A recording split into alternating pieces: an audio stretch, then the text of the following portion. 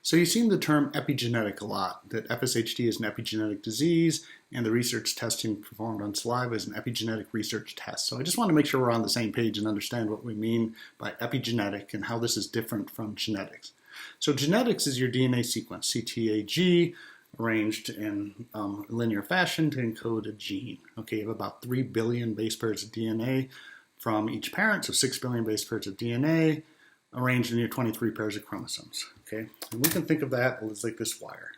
CTAG aligned in different sequences. You have a gene, a gene, a gene, a gene, 50,000 plus genes in your genome, and that's your genetics. Okay, now this DNA is about 2 meters in length and 4 meters when you count both parents. And so that has to get into a 10 micron cellular nucleus.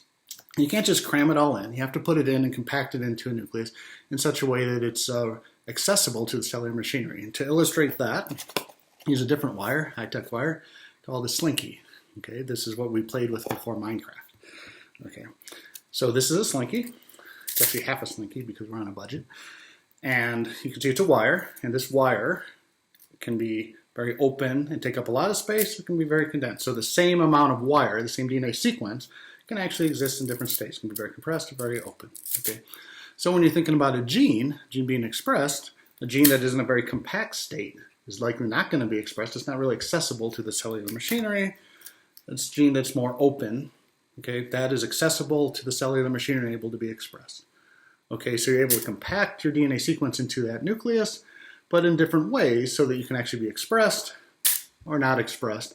And this has to be regulatable because one gene, one cell, might need a gene expressed. A liver cell might need this gene expressed, whereas a muscle cell might want the gene silent. Okay, but this isn't quite epigenetic yet. What makes it epigenetic is cellular memory. Okay, that a cell remembers this state on a gene-specific manner. A cell can remember that this gene should be off, and it should always be off, and should never be turned back on. Okay, so it's epigenetically marked to be off. Whereas a different cell in the same sequence could say, well, this is epigenetically marked to be on. And a different cell type, like again, like a liver cell versus a muscle cell, might say, I need this gene expressed, and I'm always going to need this expressed. So it can be epigenetically marked as being on. And subsequent generations remember, keep this gene epigenetically accessible and on, where different cell types can say, keep the same gene epigenetically off and not accessible. Okay, so how do you do that? How do you have cellular memory, right?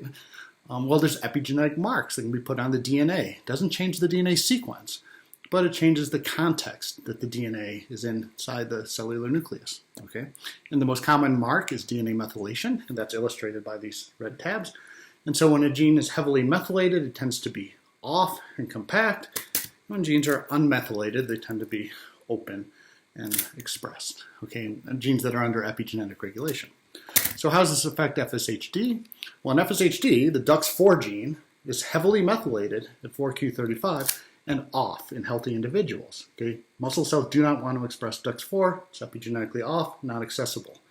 Okay, now when you have FSHD, the genetic mutations cause an epigenetic disruption that leads to the same sequence, the same DUX4 gene, now is epigenetically on. It's accessible and it's expressed. Okay, the gene has lost methylation, and now it is epigenetic. It's lost its epigenetic repression, and so now on. So in muscle cells with FSHD, loss of epigenetic repression, DUX4 is on.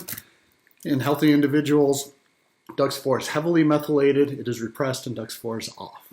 Okay, so this essentially is epigenetics for FSHD, and I hope you understand that. Thanks.